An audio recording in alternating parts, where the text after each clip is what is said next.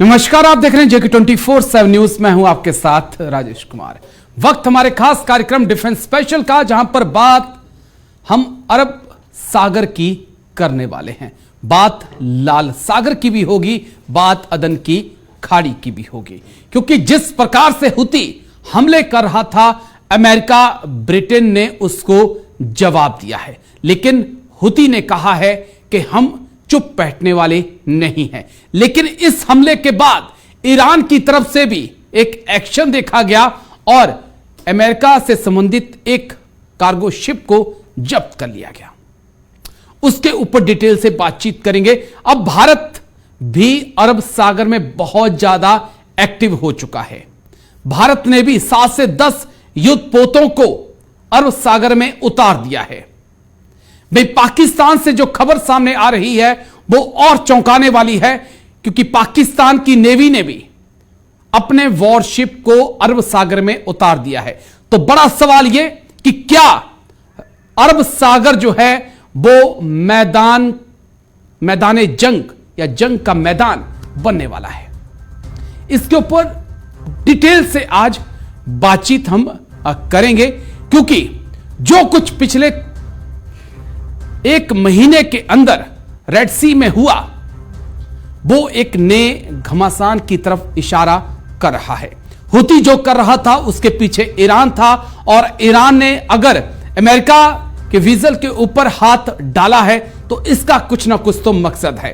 भाई, रूस का कहना है कि हम पूरे मामले को संयुक्त राष्ट्र में लेकर जाएंगे, क्योंकि अमेरिका ने जो हुती के ऊपर हमला किया वो निंदनीय है, वो गलत है। डिटेल से इसको हम समझेंगे, भारत के रोल को समझना होगा, साथ ही साथ पाकिस्तान के रोल को भी हम समझने की कोशिश करेंगे। लेकिन शुरुआत बड़ी खबर के साथ चर्चा की। अमेरिका ब्रिटेन का हुती ठिकानों पर बड़ा हमला। यमन में हुती के 60 ठिकानों को तबाह किया गया। लाल सागर में जहाजों पर हमले का बदला लिया, बाइडेन बोले।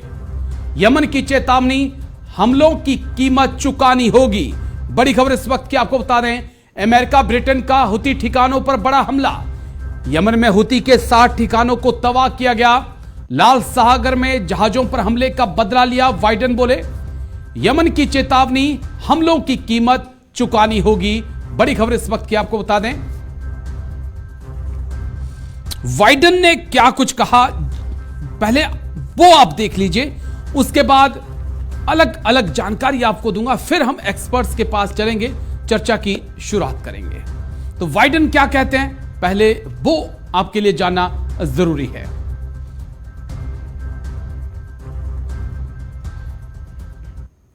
बाइडेन कहते हैं कि हुतियों के हमलों के चलते लाल सागर से गुजरने वाले 2000 जहाजों को अपना रास्ता बदलना पड़ा। उन्होंने कहा कि अपने लोगों और शिपिंग रूट को बचाने के लिए मैं और कड़े आदेश देने से पीछे नहीं हटूंगा। यह बयान उस वक्त, जिस वक्त यह माना जाता है कि अमेरिका का कोई भी राष्ट्रपति चुनाव में जाने से पहले किसी ना किसी देश को निशाना जरूर बनाता है। तो क्या बाइडेन सेकंड टर्म के लिए इसका इस्तेमाल कर रहे हैं, या वाकई में हुती इतना बड़ा संकट है, इसको भी आगे समझने की कोशिश करेंगे। लेकिन ग्राफिक्स के जरिए जल्दी से पहले कुछ अहम जानकारी मैं आपको दे दूं, फिर एक मैप के जरिए भी महत्वपूर्ण जानकारी आपको दूंगा, फिर एक्सपर्ट्स के पास चलेंगे। अरब सागर बनेगा जंग का मैदान। हुती के हमलों से परेशान कई देश, ईरान के हथियारों से हमला हो रहा है। अमेरिका ब्रिटेन ने दिया हुती को जवाब। नेक्स्ट, हुती के 16 ठिकानों को तबाह किया गया। हुती का ऐलान, हम बदला लेकर रहेंगे। ईरान की नौसेना ने जब्त किया टैंकर। नेक्स्ट, अमेरिका से संबंध रखता था वो तेल टैंकर। तुर्की इराक के साथ भी उसके संबंध थे टैंकर के। जहाज पर ग्रीस और फिलीपींस के नागरिक सवार थे, जो जानकारी निकलकर सामने आ पाई है। मैप प्ले कर दीजिएगा, ये आपके लिए समझना होगा, जिसकी हम बात कर रहे हैं। गल्फ ऑफ अदन की बात करें या गल्फ ऑफ ओमान की बात करें, ये जो जगह है, पहले आप भारत को देख लीजिए, अरब सी को देख लीजिए, और ये जो जगह है वो जंग का सेंटर बनती जा रही है। पहले अगर बात हम स्वेज नहर से आ रही लेन की करें, यानी कि गल्फ ऑफ अदन की करें, तो यहां पर आपको हुती जो हैं वो लगातार परेशान कर रहे हैं। जो भी सुएज नहर से शिप आ रहे हैं, चाहे वो यूरोप के हैं, किसी भी देश के हैं, जब वो यमन के आसपास से गुजर रहे हैं तो लगातार उसके ऊपर हमला हो रहा है। एक तरफ सोमालिया का खतरा, दूसरी तरफ यमन का खतरा, और यहां पर जो है इसी जगह से जो है यमन के ऊपर अटैक भी किया गया है। लेकिन चिंता का कारण जो है दूसरा गल्फ ऑफ ओमान भी है, जहां ईरान जो है वो लगातार अब कार्रवाई पर उतरकर आ चुका है। और यहीं से जो है वो एक शिप गुजर रहा था, तेल से भरा हुआ शिप था, अमेरिका से संबंधित था, और उसे कहा गया कि यहां पे हाईजैक उसको भी कर लिया गया है। ये एक अरब सी जो है, यहां पर इस वक्त 20 देशों की फौज, भारत के युद्धपोत, अमेरिका माफ करिए पाकिस्तान की नेवी ने भी अपना युद्धपोत भेजा है, ईरान भी यहां पर मौजूद है, 20 देश ऑलरेडी हुती को काउंटर करने के लिए यहां पर मौजूद हैं। तो क्या ये एरिया अब जंग का अखाड़ा बनने वाला है, और क्या एक नए वर्ल्ड वॉर की आहट यहां पर हो सकती है, और कि अगर ईरान इस जंग में सीधा कूद पड़ता है? कई सवाल हैं जिनको आज समझना होगा।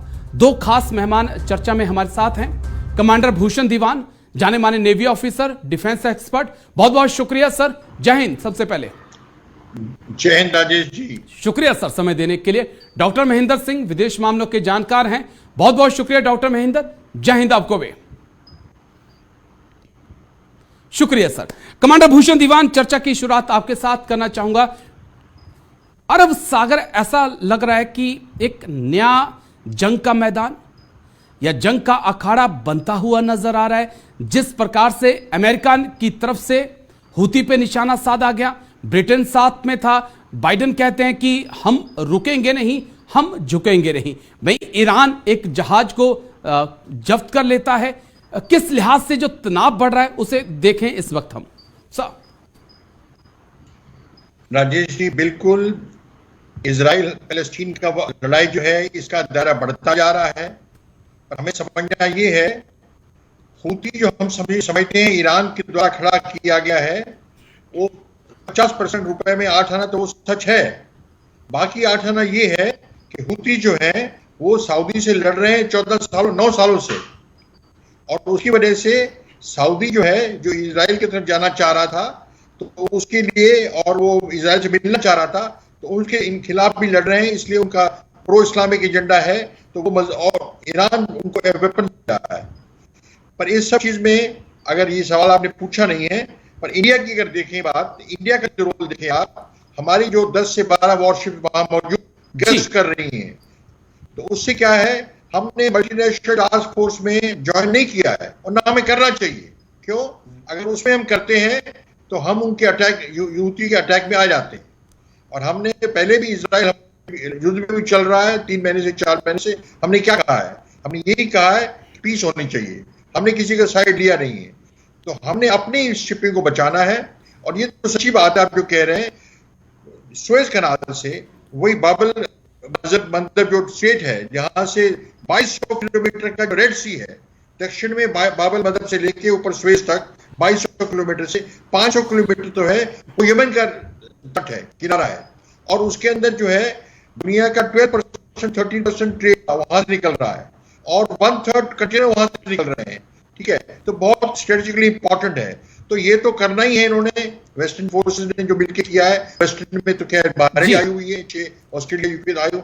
तो ये बात क्या है, जब पाकिस्तान की जैसे बात कर रहे हैं आप, अगर वो बीच में आता है तो ये इतने सब जब घालमेल होता है, इतनी जब गड़बड़ होती है, तो गलती में कोई गलती ज्यादा हो जाए, चूक ज्यादा हो जाए, तो दायरा बढ़ जाएगा। ये एक्सकेलेट कर सकती है क्या? ये जंग का विस्तार हो सकता है क्या? हुती इस अटैक के बाद चुप बैठेगा? क्या हुती वापस अटैक करेगा? क्या ईरान का समर्थन हुती को और तेज होगा? मैं वो समझना चाहूंगा आपसे। मेरी समझ में वेस्टर्न फोर्सेस जो है, ये 6 कंट्रीज जो अलायंस जो है, ये हुती को दबा पाएगा, ये मेरा आकलन है। हुती इतना आगे बढ़ नहीं पाएंगे। और ईरान ने अभी तक कूदना था इजराइल हमास युद्ध में, तो कूदा नहीं है वो, तो ये कंटिन्यू हो जाएगा। पर आप समझते हैं तो ये धीरे तकलीफ देना, जिसे कहते हैं न्यूसेंस वैल्यू, तो कहीं भी कुछ कर दे तो शिपिंग वाले जो होते हैं उनके लिए तो वॉर प्रीमियम बढ़ रहे हैं जी, और कंटेनर ट्रैफिक का, मर्चेंट नेवी का, शिप्स का दाम बढ़ रहा है। तो इसलिए वो है, ये ट्रबल कर रहे हैं, ट्रबल होगा पर ये एस्केलेशन नहीं होगी। क्यों? ये स्टेप काफी देर बाद उठाया वेस्टर्न कंट्रीज ने कि लैंड पे यमन को अटैक किया है और ताकि उनका जो सोर्स है वो तबाह करना है, तो ये ज्यादा बढ़ेगा नहीं। मरे हाँ, एक चीज होती है कि इतना कंफ्यूजन होता है इसमें, गलत स्टेप ले ले, पाकिस्तानी वॉरशिप आएंगी और वो कुछ कर दें तो ये चीज दूसरा रूप ले ले और विकराल रूप भी ले सकती है। ठीक है सर, मैं आता हूं, फिर आता हूं आपके पास। ईरान का रोल मैं समझूंगा आपसे, लेकिन डॉक्टर महेंद्र, जो चीज मैं आपसे समझना चाहता हूं, जो बाइडेन का यह कहना कि ये अंतिम हमला नहीं है, जरूरत पड़ी तो और अटैक किए जा सकते हैं, मैं अपने फोर्सेस को आदेश देने से पीछे नहीं हटूंगा। हम जॉर्ज बुश से लेकर डोनाल्ड ट्रंप और ओबामा होते हुए जब इतिहास को देखते हैं तो पता चलता है कि जब भी किसी राष्ट्रपति ने इलेक्शन में अमेरिका के जाना होता है, अरब कंट्रीज के अंदर अंदर किसी ना किसी को निशाना बनाया जाता है। इस सच्चाई को नकारा नहीं जा सकता। क्या कुछ ऐसे ही राह पर जो बाइडेन चलने का संकेत दे चुके हैं? क्योंकि हुती का खतरा कोई नया नहीं, बहुत पुराना है साहब। देखिए राजेश जी, हमें थोड़ा सा इतिहास में जाना पड़ेगा। जिस तरीके से इस समय अगर हम देखें तो आधिकारिक रूप से नहीं, लेकिन ज्यादातर यमन के हिस्से में हुतियों का कब्जा है और उनकी सरकार है, और जो अंतर्राष्ट्रीय स्तर पे जिस गवर्नमेंट को रिकॉग्निशन दिया गया है वो अभी सऊदी अरेबिया की राजधानी से संचालित हो रही है। और ऐसे में जो हुती है उनको एक अंतर्राष्ट्रीय इंटरनेशनल रिकॉग्निशन की आवश्यकता है, और वो ऐसा करके जिस प्रकार से रेड सी में लगातार वो हमले कर रहे हैं और अमेरिका और ब्रिटेन ने जिस प्रकार से उसका जवाब दिया है, उनकी पॉपुलैरिटी यमन में और बढ़ती जा रही है।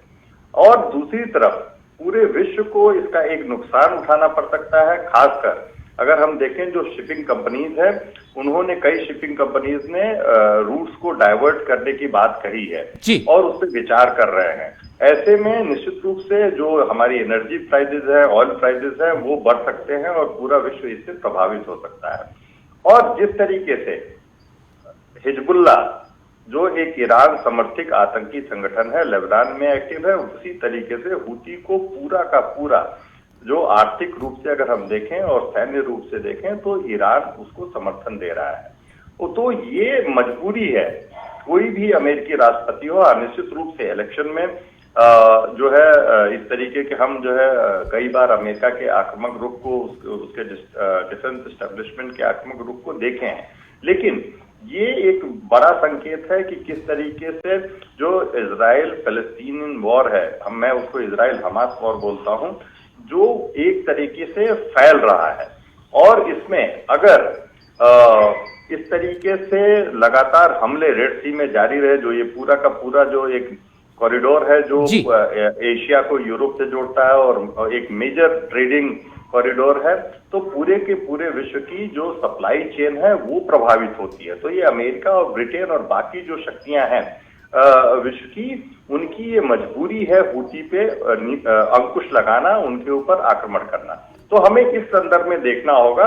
और जिस तरीके से ये एक शिया संगठन है और जैसा अभी कहा गया कि निश्चित रूप से ये ईरान समर्थित है, और ये पूरे के पूरे अरब वर्ल्ड में जो एक शिया सुन्नी कॉन्फ्लिक्ट है, जो मुस्लिम वर्ल्ड को डोमिनेट करने पे वर्चस्व जताने की जो ईरान और सऊदी अरेबिया की और यूएई की लड़ाई है, उसका एक हिस्सा है जो हुती के रूप में यमन में पैदा होता है। तो अमेरिका की और पूरे विश्व की एक मजबूरी है, अगर वो पूरे विश्व के सप्लाई चेन को बनाए रखना चाहते हैं, पूरे विश्व के में जो एनर्जी प्राइसेस हैं उस पर नियंत्रण रखना चाहते हैं, तो उन्हें हुती पे वहां पर एक्टिव होना होगा। चलिए मैं फिर आता हूं आपके पास, लेकिन कमांडर भूषण दीवान, एक चीज और भी है, क्योंकि हुती के पीछे ईरान है। ईरान ने भी अब ओमान की खाड़ी में एक्शन लिया है और एक जहाज कहा जा रहा है जो अमेरिका से संबंधित है उसे अगवा कर लिया गया है। क्या ये जंग ईरान तक पहुंच सकती है? और क्या हुती तो बहाना है, ईरान निशाना है, क्योंकि अमेरिका के 4 दुश्मन रूस कमजोर हो चुका है। अब चीन, ईरान और नॉर्थ कोरिया ही बचे हैं। तो क्या अब नॉर्थ कोरिया का नंबर लगने वाला, माफ करिए, ईरान का नंबर लगने वाला है? इस लिहाज से भी चीजों को देखें क्या? ये आप अच्छा विचार कर रहे हैं, पर मेरी समझ में ईरान में वो शक्ति नहीं है जो ये मल्टीनेशनल वेस्टर्न टास्क फोर्स के सामने खड़ी हो सके। क्यों मैं ऐसा कह रहा हूं? अक्टूबर से लेके अभी तक उन्हें कुछ करना हो तक कर देते हो। धमकियां उन्होंने बहुत दी हैं, इनको गीदड़ भक्की कहा जाए, और न्यूक्लियर बनने वाले तो बने नहीं हैं, और रूस वगैरह भी इस चीज में घुसेंगे नहीं पूरे पुरजोर तरीके से। तो मेरा ख्याल है वो जो चीज है, हम सोच रहे हैं अगर ईरान की मिलिट्री ताकत बहुत स्ट्रांग होती तो ये खतरा था। अभी ऐसा खतरा नहीं है, पर ये मैं फिर भी कहता हूं, ये मतलब एंड लिमिट तक आएगा नहीं, ये कंट्रोल हो जाएगा। हालांकि कॉस्ट जो है, इकोनॉमिक कॉस्ट जो दुनिया को पे करने पड़ रहे हैं, पहले कोविड से, फिर यूक्रेन की लड़ाई से, अभी इस लड़ाई से, तो ये बढ़ते जाएंगे। और पर ये बात और होती है, जब ये इलेक्शन होने वाली बात होती है, आपने इलेक्शन की बात की, जब इलेक्शन की बात होती है अमेरिका में, तो जरूरी ऐसी चीज नहीं की जाती जिसमें वही चीज कर सकता है राष्ट्रपति, पोटेंशियल राष्ट्रपति, क्या कि वो मतलब एकदम श्योर हो जीत के लिए। अब एकदम श्योर तो इसमें कोई नहीं हो सकता है, इसलिए उसको भी एस्केलेट करेंगे नहीं, कंटेन कर पाएंगे तो ये टल जाएगा। डॉक्टर महेंद्र, एक चीज और जो समझना बहुत जरूरी है, क्या वाकई में लगता है कि मिडिल ईस्ट में ये जंग फैल सकती है? अब चांसेस कम नजर आते हैं कि हुती के समर्थन में अगर हम बाकी के कंट्रीज को देखें तो कोई ना यूएई की बात करें, ओमान की बात करें, सऊदी अरब की बात करें, कोई नजर नहीं आता है। एक ईरान उसके बैकअप में है, तो काफी कम चांसेस है। आपका नजरिया? हाँ, देखिए, निश्चित रूप से, और ईरान बचना चाहेगा, क्योंकि ईरान को पता है कि हालांकि कोशिश बार बार अरब यूनिटी की जाती है, अरब लीग की जाती है, ऑर्गेनाइजेशन ऑफ इस्लामिक जो कंट्रीज है उनकी की जाती है, लेकिन ये पूरी तरीके से एक तरीके से कहें कि डिवाइडेड है। और ईरान को ये पता है कि उसको अरब देशों से ही समर्थन नहीं मिलेगा, क्योंकि अमेरिका की, अगर हम सऊदी अरेबिया की बात करें, अगर हम जो यूएई की बात करें, तो ये ऐसे देश हैं, टर्की को छोड़ के, टर्की ने फिलहाल एक जो है एक अलग स्टैंड लिया हुआ है, और वो हमास के साथ, या जो एक्सट्रीमिस्ट एलिमेंट्स हैं जो वेस्ट को या अमेरिका की शक्तियों को चुनौती देना चाहते हैं, उनके साथ दिख रहा है। वरना जो है और कहीं से ईरान को समर्थन मिलने की जो है कहीं से भी आसार नहीं नजर आ रहे हैं। तो ऐसे में ईरान, मुझे नहीं लगता है कि वो सीधे रूप से कभी भी अमेरिका या ब्रिटेन को से टकराने की कोशिश करेगा। उसका हमेशा जो है तरीका यही रहेगा कि जो उनके प्रॉक्सीज हैं, चाहे हिजबुल्लाह हो, चाहे हुतीज हो, वो या हमास हो, उनके समर्थन से अमेरिका और वेस्टर्न जो पावर्स हैं उनको डिस्टेबलाइज करता रहे। ठीक है सर, एक बड़ी खबर, उसके बाद मैं लौट के आता हूं सर आपके पास। भारत अमेरिका में 3 अहम मुद्दों पर मंथन। ब्लिंकन ने विदेश मंत्री एस जयशंकर को किया फोन। लाल सागर में बिगड़ रहे हालात पर चर्चा। बड़ी खबर आपको बता दें, भारत ने अरब सागर में उतारे 10 जंगी युद्धपोत। इस वक्त की बड़ी खबर, भारत अमेरिका में 3 अहम मुद्दों पर बातचीत। ब्लिंकन ने विदेश मंत्री जयशंकर को किया फोन। लाल सागर में बिगड़ रहे हालात पर चर्चा हुई।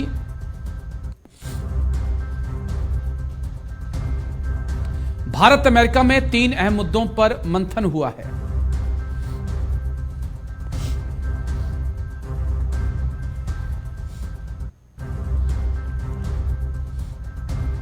तो क्या शुरू होने जा रहा है विश्व युद्ध? हुती पर अमेरिका का हमला, 20 देशों ने बनाई टास्क फोर्स। भारत ने 7 से 10 युद्धपोत भेजे। Next graphics. ईरान ने जब्त किया तेल टैंकर। यमन पर हमले से रूस परेशान। अमेरिका ब्रिटेन के खिलाफ यूएन में रूस। एस जयशंकर और ब्लिंकन में बातचीत। भारत, माफ करिए, अरब सागर, इजराइल, हमास पर बातचीत हुई। एकजुट होने लगे हैं अलग अलग देश, इसको समझना होगा। और हम सीधा भूषण दीवान सर के पास चलेंगे। कमांडर भूषण दीवान, जो चीज मुझे समझनी है यहां पर कि जिस प्रकार से एंटोनी ब्लिंकन का विदेश मंत्री एस जयशंकर को फोन आया। हम हाल ही में देख रहे हैं कि दो धड़ों में दुनिया बंटती हुई नजर आ रही है। 20 देशों का अलायंस, उसके बाद भारत की तरफ से अलग से अपने युद्धपोत को अरब सी के अंदर भेज देना, ईरान का भी वहां से मैदान में उतर जाना। क्या ऐसे संकेत दिख रहे हैं? क्योंकि हम ताइवान में देखें, नॉर्थ साउथ कोरिया के अंदर देखें, फिर इजराइल हमास में देखें, रूस यूक्रेन में देखें, चीन ताइवान को देखें, तो एक टेंशन सी बढ़ती हुई दिखाई पड़ रही है। क्या ये इशारा है कि दुनिया फिर एक बड़े युद्ध की तरफ बढ़ रही है? सर देखिए, अक्टूबर से सिलसिला चल रहा है, ये हुआ नहीं है, इसका मतलब साफ है होगा भी नहीं जी। और आप देखिए, ये जो अभी जो यमन पे अटैक हुए हैं, वेस्टर्न फोर्सेस ने किए हैं, कतार ने और सऊदी ने अपनी एयर स्पेस उनको मुहैया कराई है अटैक करने के लिए, ठीक है, यमन के ऊपर अटैक करने के लिए। और बात यह है कि ईरान के पास वो ताकत है नहीं। और सबसे बड़ी बात जो आपने कही कि दो गुटों में, दो धड़ों में बट रहा है पूरी दुनिया, विश्व बट रहा है, पर हमारा रोल जो है बहुत ही सराहनीय है और यही होना चाहिए। देखिए, पृथ्वी पे हर छठा या पांचवा आदमी भारतीय है जी। हमने अपनी बात रखनी है, हमने इस गुट या उस गुट में जाना नहीं है, और हम अपनी बात रख रहे हैं। नेवी का पहला रोल क्या है? अगर शुरुआत करें, नेवी का पहला पर्पज ये है to maintain obstruction free sea lanes of communication. तो हमारी नेवी उसके लिए कायम है, उसके लिए मजबूती से कायम है और कर रही है कि सी लेन्स हमारी व्यापार चलता रहे एज इट इज। तो वो कर रही है, हम अपना देख रहे हैं। हमने किसी से दुश्मनी नहीं ली, हमने किसी से दोस्ती नहीं ली। तो अब ये ब्लिंकन साहब चाहते हैं, उनकी मेरी समझ में, कि हम उनके गुट में जुड़ जाएं। पर आप ये भी देखें, हम उनके गुट में जुड़ेंगे तो रूस को नाराज करेंगे, नंबर 1। नंबर 2, अभी आप देखें, अभी न्यूज आई है जयशंकर साहब ईरान गए हैं, ईरान जाने वाले हैं दौरे पे। तो मतलब ये है कि हमने अपनी चीज देखनी है और हम नहीं चाहते कि मुल्क की लड़ाई बढ़ जाए, और दो धड़े में बटने से लड़ाई बढ़ने के चांस बढ़ जाते हैं, और वो नहीं हो रहा है। हम बीच में रोल कर रहे हैं, स्टेबलाइजिंग रोल कर रहे हैं, अपने खुद के इंटरेस्ट का भी कर रहे हैं और स्टेबलाइजिंग रोल वर्ल्ड के लिए भी कर रहे हैं। ये बहुत अच्छी बात है। ठीक है। डॉक्टर महेंद्र सिंह, हाल ही में विदेश मंत्री एस जयशंकर रूस के दौरे पर थे, व्लादिमीर पुतिन के साथ भी मुलाकात हुई, और अब एंटोनी ब्लिंकन का विदेश मंत्री एस जयशंकर को फोन आना, क्या इस तरफ इशारा है कि बहुत कुछ इस वक्त भारत के कंधों पर निर्भर करता है? क्योंकि रूस अमेरिका में तालमेल बैठाना हो या शांति की पहल करनी हो, भारत जो है एक मार्गदर्शक बना हुआ है, जिम्मेदारी बहुत ज्यादा इस वक्त भारत के कंधों पर। नहीं, देखिए, निश्चित रूप से जिस प्रकार से हम देखें कि भारत ने हमेशा, खासकर 2014 के बाद देखें तो हमने आगे बढ़कर कोशिश की है कि हमारी जो जिम्मेदार राष्ट्र के रूप में जो वैश्विक जिम्मेदारी है उसको भारत ने निभाने की कोशिश की है, और बार बार हमने ये साबित करके दिखाया है। और चाहे आप देखिए G20 में ग्लोबल साउथ की आवाज बनने की बात हो, चाहे जो भारत को और जो है अरब देशों को और यूरोप को जोड़ने वाली कॉरिडोर की जो आईपैक की बात हो, तो हमने हमेशा से भारत ने एक वैश्विक शक्ति के रूप में, एक जिम्मेदार राष्ट्र के रूप में ये भूमिका निभाने की कोशिश की है। हमारी नीति हमेशा से रही है कि जिस प्रकार प्रधानमंत्री नरेंद्र मोदी ने साफ कहा है कि this is not an era of war, कि किसी भी प्रकार से जो युद्ध है, जो संघर्ष है तमाम क्षेत्रों में विश्व के, चाहे हम रशिया यूक्रेन वॉर लें, चाहे हम जो है अभी इजराइल हमास वॉर लें, भारत ने हमेशा कोशिश की है कि सामंजस्य बैठाया जाए और इससे बचा जाए, क्योंकि इससे पूरे विश्व की जो सप्लाई चेन है, जो आपूर्ति श्रृंखला है, वो डिस्टर्ब होती है, पूरे विश्व की जो अर्थव्यवस्था है वो प्रभावित होती है, और जिसका सीधा प्रभाव जो है वहां के लोगों पे, नागरिकों पे पड़ता है। तो भारत ने अपनी एक जिम्मेदार राष्ट्र के रूप में भूमिका हमेशा से बनाए रखने की कोशिश की है, और यही वजह है कि जहां एक तरफ हमने जो है एक बेहतर संबंध अमेरिका के साथ बनाया है, वहीं दूसरी तरफ हमने जो है रूस के साथ भी अपने संबंध खराब नहीं किए हैं। और उसके साथ ही हमने जहां एक तरफ जो है हम इजराइल के साथ खड़े हुए हैं, वहीं हमने कहा है कि जो पैलेस्टीनियन का जो हक है हम उसके भी पक्षधर हैं। वहीं हम ईरान से भी बातचीत कर रहे हैं, तो हालांकि पूरा विश्व जो है अगर हम देखें तो अमेरिका और चाहे वेस्ट जो कंट्रीज हैं उसके जो एलाइज हैं, नेटो एलाइज हैं, और दूसरी तरफ Russia, Iran, Turkey, north Korea जैसे देश हैं जो कोशिश कर रहे हैं कि उनको इस जो है वैश्विक जो समीकरण है उसके खिलाफ जो है उनके जाने की। लेकिन भारत हमेशा से कोशिश करता रहा है कि ऐसी स्थिति से विश्व बचे जिससे जो है एक नए टकराव की संभावना पैदा हो। एक छोटे से ब्रेक के लिए सर मुझे रुकना होगा। ब्रेक के बाद लौटूंगा तो एक और अहम मुद्दे पर चर्चा करेंगे, क्योंकि पाकिस्तान ने भी ऐलान किया है कि वो भी अपना एक युद्धपोत अरब सागर में भेज रहा है। लेकिन क्यों?